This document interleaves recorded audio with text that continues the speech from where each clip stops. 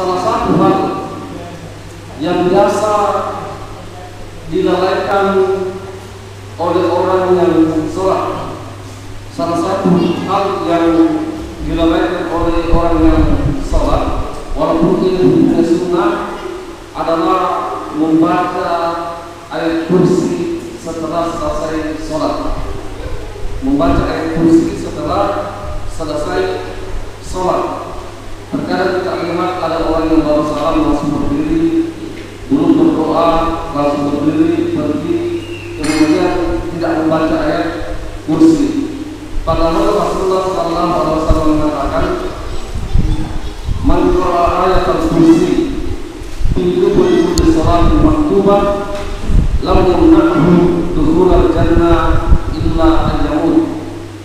Kata Rasulullah, siapa orang yang merutinkan membaca ayat kursi setiap selesai melaksanakan sholat yang diwajibkan, sholat fardu, siapa yang selalu membaca ayat kursi setelah selesai melaksanakan sholat fardu, maka lam yamna'hu dukhulal jannah illa al-yamut.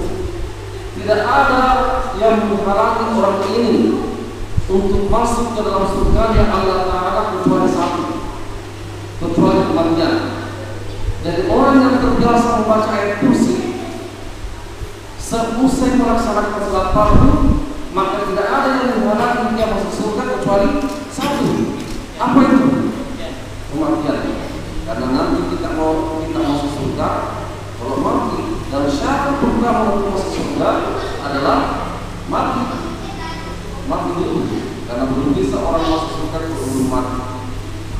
Nah, kita lanjutkan pengajian kita pada malam ini, masih tetap menggunakan kitab Syarah Kitab Jami, penjelasan hadis-hadis tentang akhlak di dalam kitab Bulughul Maram di bab yang terakhir, dan kita telah masuk dalam persoalan al-bir wasilah, berbuat baik dan membangun hubungan silaturahim, silaturahim. Ada dua istilah yang biasa kita sebutkan dalam hal ini. Biasa kita mendengar kata silaturahim, biasa juga kita mendengar kata silaturahmi.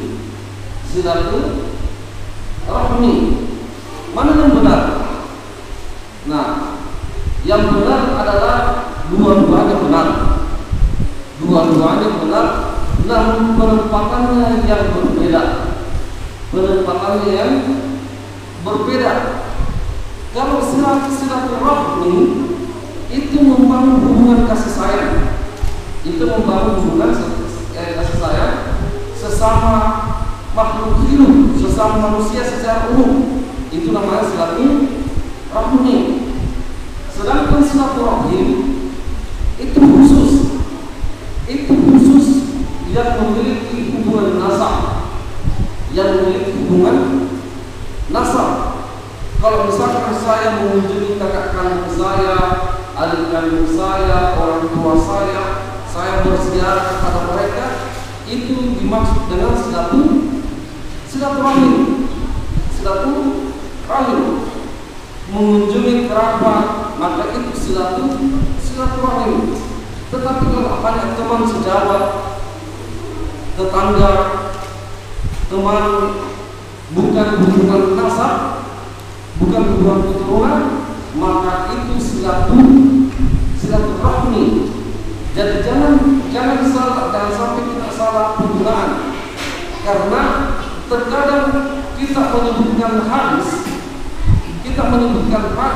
hadisnya itu berkaitan dengan silaturahim, kemudian kita bawa dia kepada persoalan silaturahmi, padahal beda.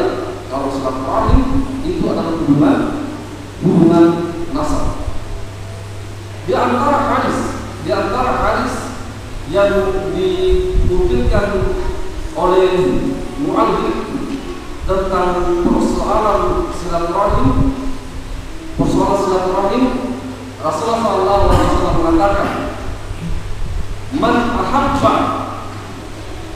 ahabba, siapa yang suka al-yabsutu lahu fi rizqi, siapa yang suka agar rezekinya dilimpahkan, dikasih melimpah rezekinya, dikasih banyak rezekinya, dirapatkan rezekinya.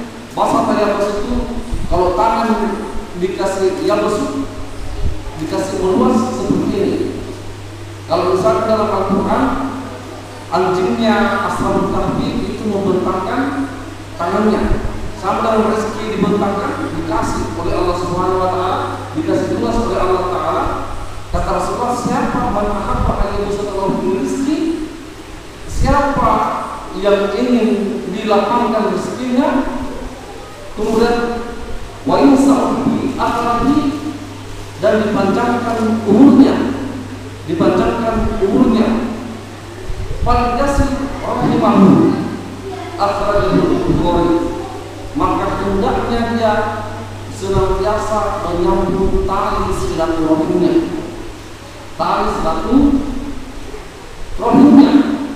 Biasa kita dengar ada seseorang yang menghentikan sambulan tali silaturahminya. Ingat, silaturahmi itu luas.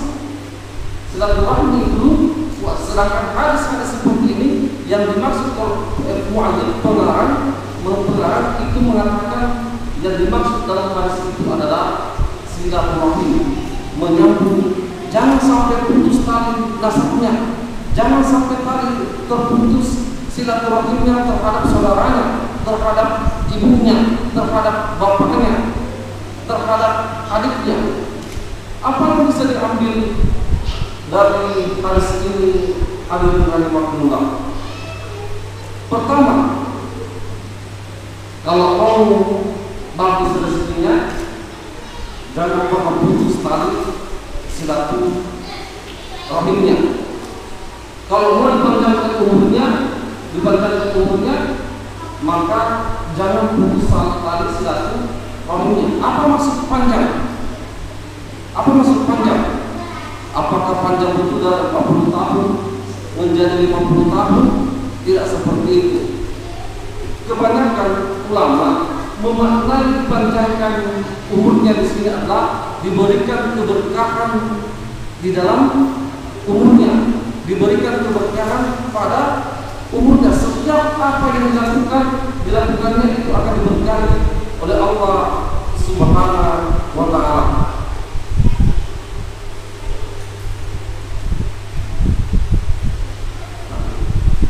Ar-Rahim Wa'alid mengatakan, Ar-Rahim kinaya al-ihsan ilal aqrabin min daun nasab. Ar-Rahim dalam hadis ini adalah merupakan sebutan untuk hendaknya orang senantiasa berbuat baik kepada kerabat yang masih ada hubungan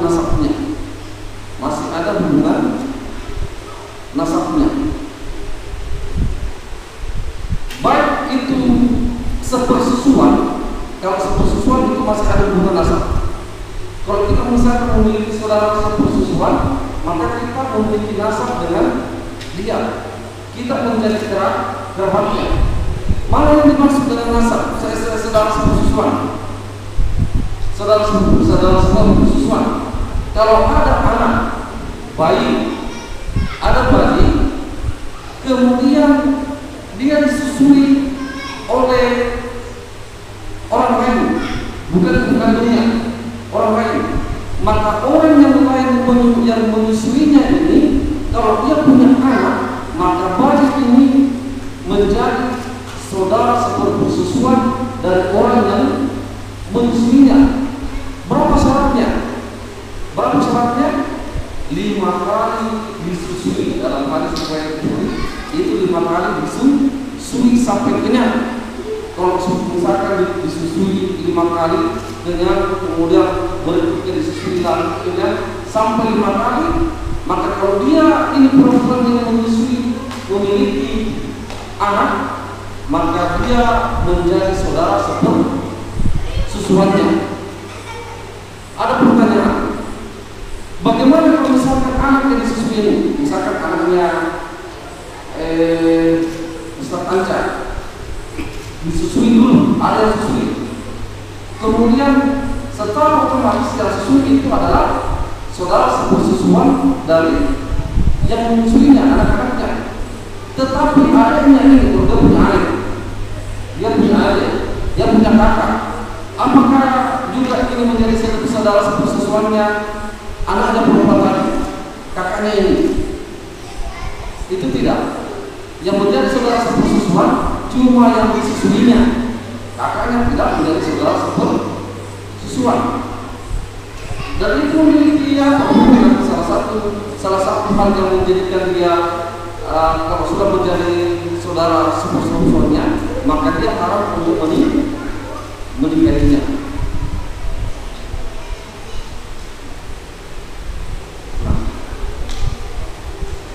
Falyasir, maka hendaklah dia membangun hubungan yang baik.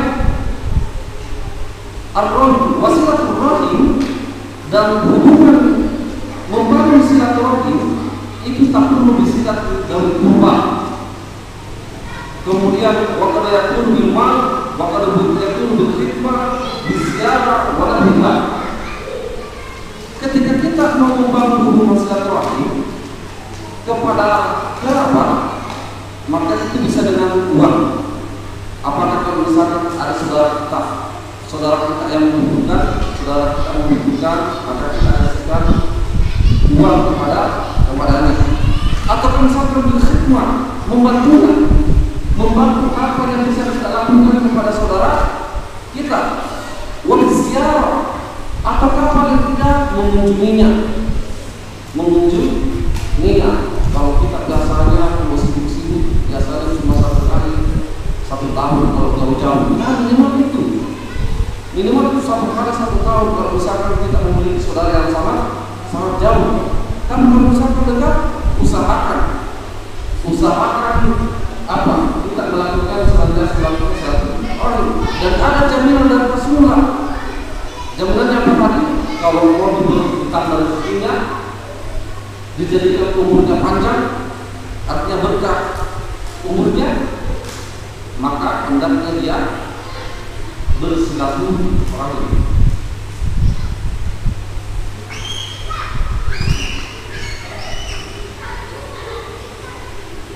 Di dalam Al-Quran, Allah Subhanahu wa Ta'ala mengatakan, "Walladzina yasiluna ma amara Allah bihi an yusalla wa yakhshawna rabbahum wa yakhafuna su'al hisab." Orang-orang yang menghubungkan apa yang Allah perintahkan untuk disambungkan seperti silaturahim, takut kepada Tuhannya dan takut pula kepada hisab yang buruk.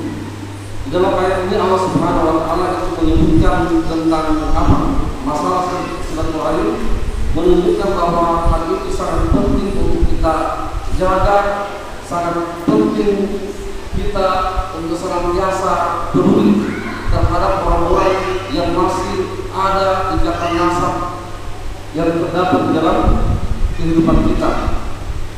Rasulullah SAW mengatakan, "Ar-rajul mu'allaqun bil ars, taqul man wasaqani wasalahullah, wa man qata'ani qata'ahullah."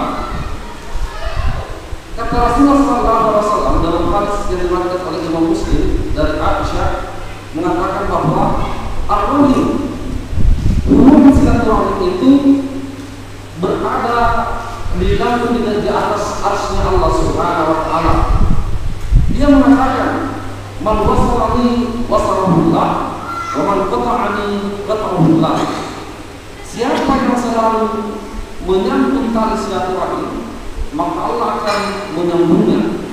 Dan siapa yang memutus tali silaturahim, maka qata'ahullah, Allah akan menceraikannya. Menceraikan orang yang memutus silaturahim.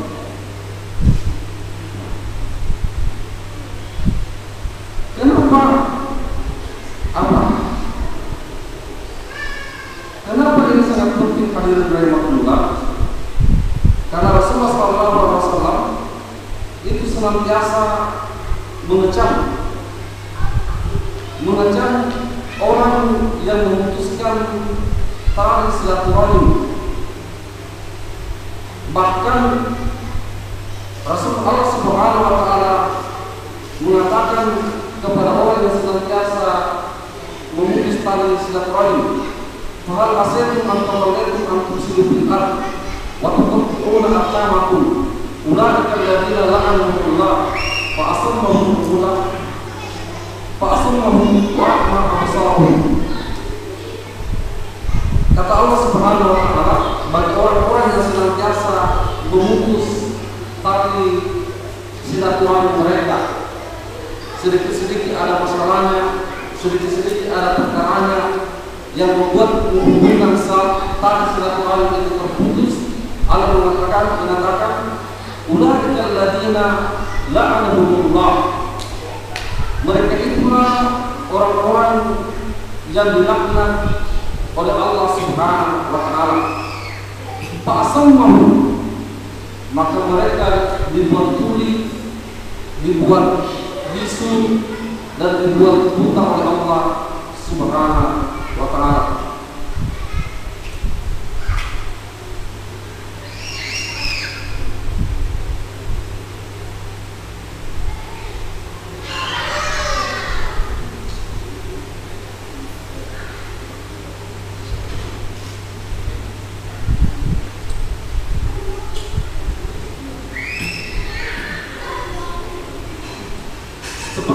Gambaran singkat berkaitan dengan silaturahim yang hendaknya senantiasa kita jaga.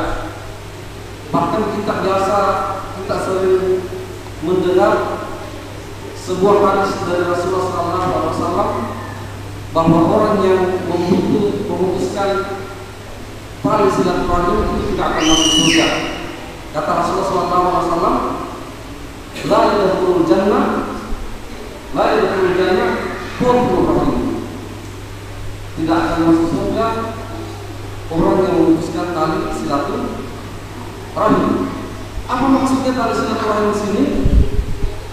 Ya, kembali kepada apa yang dikatakan oleh para ulama, bahwa orang yang memutuskan tali hubungan nasabnya, tali hubungan nasab, karena silaturahim itu khusus untuk nasab, beda dengan silaturahmi. Silaturahmi itu lebih umum, siapapun orangnya silaturahmi. Tapi kalau silaturahmi itu adalah hubungan nasab, saudara, orang tua, kerabat dekat, saudara satu susuan.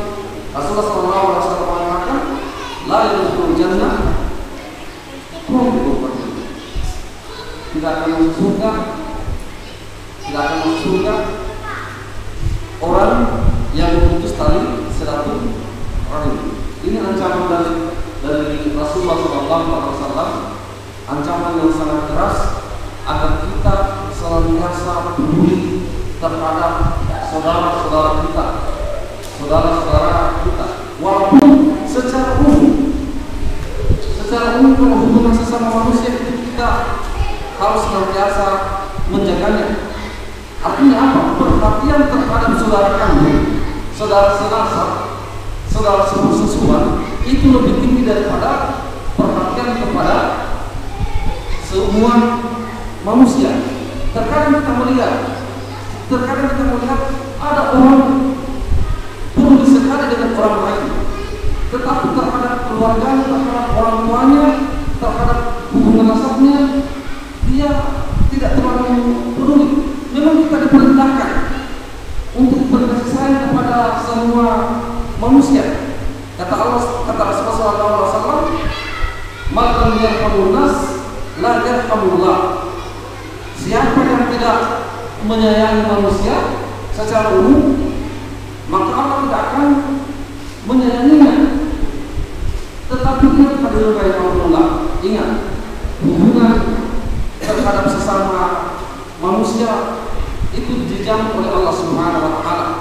Tetapi jauh daripada itu, lebih dalam daripada itu, lebih afdal daripada itu adalah hubungan kepada satu rahimnya kita, atau hubungan nasab yang kita miliki itu harus lebih dijaga dibanding yang lainnya, karena bagaimanapun ada fadilah yang diberikan oleh Rasulullah SAW yang disampaikan oleh Rasulullah SAW, dan ada juga ancaman yang disampaikan oleh Rasulullah SAW.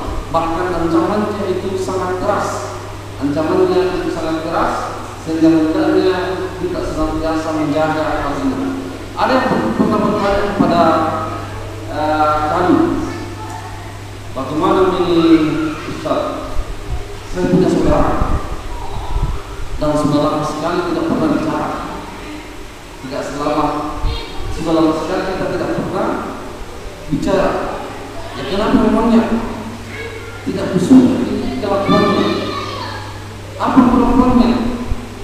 Apakah karena tidak sholat? Apakah karena apa? Dia bilang barang-barang tujuh dengan curi, barang-barangnya yayasan tujuh dengan curi, barang-barang yang diamanahkan ke saya juga dicuri. Bagaimana itu? Itu persoalan. Karena seharusnya kalau dalam Islam mau ditegakkan, pertama apa? Ya harus diapakan? Kena hak, potong tangan. Dan dalam persoalan ini perasaan tidak boleh diumumkan. Hukum harus ditegakkan dulu. Perasaan tidak boleh. Makanya yang minimal itu ditafsir. Ditafsir apa? Dijauhi. Yang minimal itu. Jangan sampai kalau dia tidak mau bertobat, jangan sampai lakukan itu, kemudian tidak bangunlah alisan lain, itu apa? Istisna, pengecualian. Itu perlu kecualian. Berbeda kalau misalkan hanya sekedar tidak sholat, ya kita harus membangun silaturahim. Justru kita harus datang nasihati, datang mengajak, datang memperbaiki keadaannya seperti itu. Saya kira seperti itu apa yang saya akan sampaikan pada malam ini. Mudah-mudahan kita bisa memahami apa yang menjadi perbedaan antara silaturahim dan silaturahmi, dan apa yang kita lakukan jika kita sudah paham. Saya kira seperti itu. Mungkin ada yang mau ditanyakan, silakan. Waalaikumsalam. Untuk penjelasan surat terakhir yang Ustaz sampaikan tentang apa yang tadi memberikan dari Allah dibutakan oleh Allah, dilaknat oleh Allah. Iya. Itu di dunia atau di akhirat? Di akhirat. Di akhirat. Asapnya di akhirat. Iya. Orang-orang yang melanggar apa yang telah diperintahkan oleh Allah Subhanahu wa Ta'ala, rata-rata itu diasap di akhirat, tidak disegerakan. Makanya banyak ayat-ayat di dalam Al-Quran, itu kaum Quraisy beserta kaum kafir itu ingin menantang. Kalau memang kalian melanggar, kenapa azab itu disegerakan? Memang bisa disegerakan, nanti kalian merasakan di akhirat. Karena secara otomatis kalau azabnya Allah disegerakan di dunia, maka ujiannya itu apa? Ujiannya itu bagaimana? Langsung kita rasakan. Kalau ujiannya dampaknya langsung kita rasakan, maka otomatis banyak orang yang langsung insaf. Maka di sinilah ujiannya Allah Subhanahu wa Ta'ala. Karena kan orang tidak yakin tentang wa'idnya Allah. Kan ada dua, al-wa'du wal wa'id. Ada janji, ada ancaman. Janji yang diberikan, janji yang disampaikan oleh Rasulullah SAW itu kita rasakan di dunia dan rasakan di akhirat. Tetapi banyak ancamannya Allah. Ancamannya Allah itu di mana dirasakan? Di akhirat. Makanya banyak orang kaum kafir Quraisy itu tidak percaya. Banyak orang kafir tidak percaya karena tidak langsung bisa disegerakan. Seperti itu.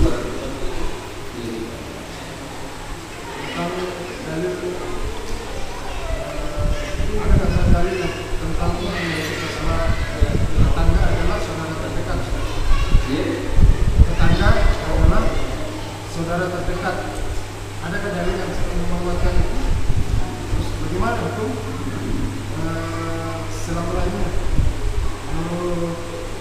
ada beberapa bahasa setiap orang Islam kan bersaudara. Setiap kaum muslimin, setiap orang yang menyebut dua kalimat syahadat adalah saudara kita. Bagaimana status hukumnya dia bila kita memutuskan hubungan silaturahmi secara persaudaraan, secara agama? Memang kita paham bahwa innamal ikhwan, orang muslim itu bersaudara, bahkan hubungan iman hubungan dalam iman lebih tinggi daripada hubungan terhadap nasab. Tetapi berkaitan silaturahim itu berbeda. Silaturahim itu berbeda. Ayat-ayat tentang hubungan dengan ayat-ayat tentang silaturahim itu konteksnya berbeda. Karena orang misalkan dia beriman, saya beriman, maka kemudian dia bersaudara. Misalnya saya punya saudara, dia beriman, saya juga beriman, berarti saya apa? Dua. Sedangkan kalau misalkan kita bersaudara, kita beriman, saya juga beriman, kita bersaudara. Tetapi orang yang bersaudara dalam rahim itu memiliki dua keutamaan. Keutamaan pertama karena dia dipersaudarakan dengan nasab. Keutamaan kedua karena dia dipersaudarakan dengan keimanan. Jadi mana yang lebih tinggi? Tetap persaudaraan nasab disertai dengan iman, seperti itu. Maka dia lebih afdal. Yang kedua tadi, yang kita sering mendengarkan bahwa tetangga yang paling dekat saudara adalah apa? Kamu tadi sampaikan. Tetangga adalah saudara yang paling dekat. Itu istilah yang sering kita dengarkan. Kami Allah sampai saat ini kami belum pernah dengar apakah ada hadisnya atau tidak. Walaupun ada hadisnya dari Rasulullah SAW sudah mengatakan mengkana min billahi wal yawmil akhir falyukrim jarahu. Siapa yang beriman pada Allah dan hari akhir, maka hendaklah dia memuliakan tetangganya. Tetapi kalau hadisnya tetangga adalah saudara yang paling dekat, wallahu a'lam. Kami belum pernah dengarkan itu. Apakah ada atau tidak?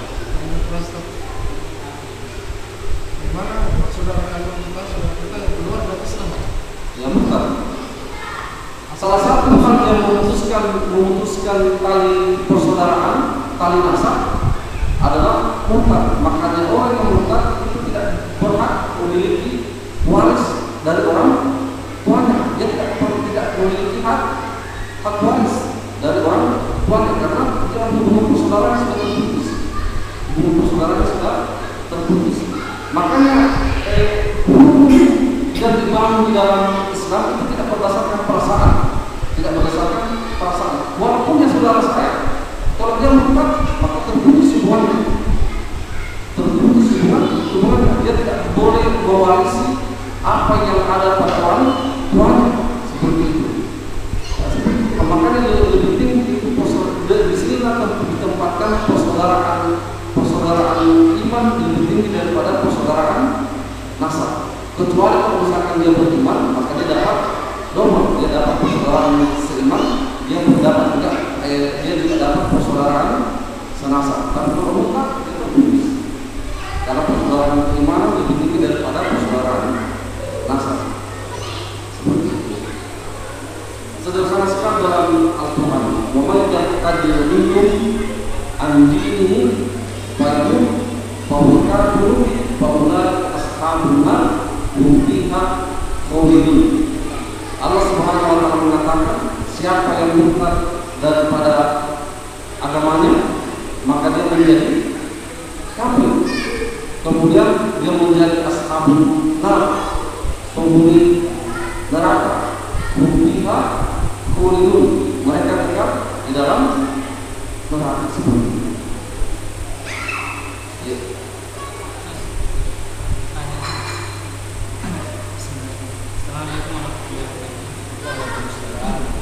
Bagaimana itu Ustaz jika ada seorang ayah atau bapak jarang memperhatikan anaknya atau sudah tidak pernah menafkahi seorang anaknya? Bagaimana itu Ustaz? Tidak menafkahi anak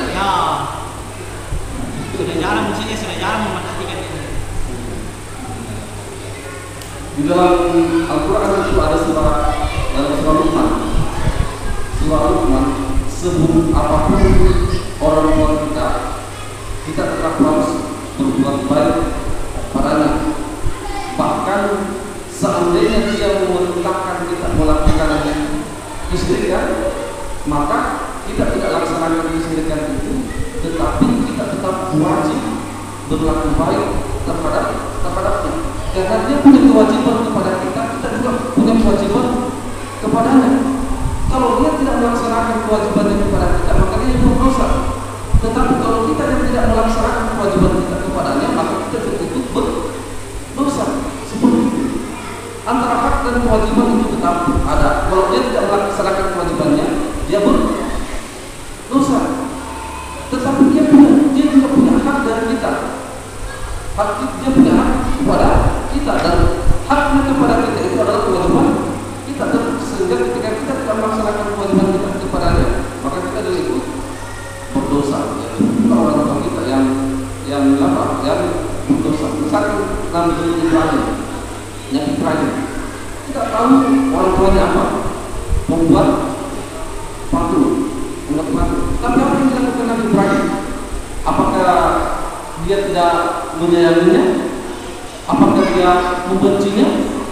Bahkan di dalam Al-Quran, seandainya Allah tidak melarang Nabi Ibrahim mendoakan orang tuanya, dia akan tetap doakan orang tuanya. Tetapi karena Allah melarang, bahkan di dalam hadisnya yang sahih, sampai hari kiamat Nabi Ibrahim berupaya mendoakan bapaknya, tetapi karena Allah melarangnya, Nabi Ibrahim tidak mendoakan orang tuanya karena sudah mati. Tapi kalau masih hidup boleh tidak didoakan? Ya boleh, tetap boleh didoakan. Kalau sudah mati sudah tidak boleh. Kalau dia tidak beriman, selama dia beriman maka kita tetap wajib mendoakannya seperti itu. Selama dia muslim, kita tetap wajib mendoakannya. Putus doanya itu. Apa yang sudah tidak bisa didoakan.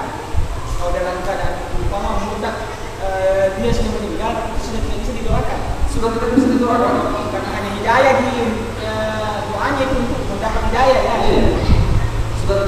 Sudah menjadi ijma ulama bahwa orang yang mati dalam keadaan kafir itu tidak lagi boleh didoakan. Tidak. Salah satu Ibrahim pada kisah Nabi Ibrahim yang terdapat dalam Al-Quran, bahwa Nabi Ibrahim sendiri dilarang untuk mendoakan orang tuanya. Saya kira seperti itu. Ya, alhamdulillah malam ini kita kembali bertemu. Semoga pertemuan berikutnya kita masih bisa ketemu, karena terus terang di waktu-waktu seperti ini kami sibuk, bahkan untuk memurojaah materinya itu belum sempat.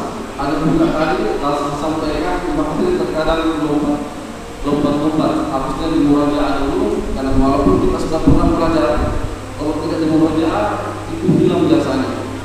Saya kira mudah-mudahan bisa dimaklumi. Adalah Allah yang berjemaah. Assalamualaikum warahmatullahi wabarakatuh.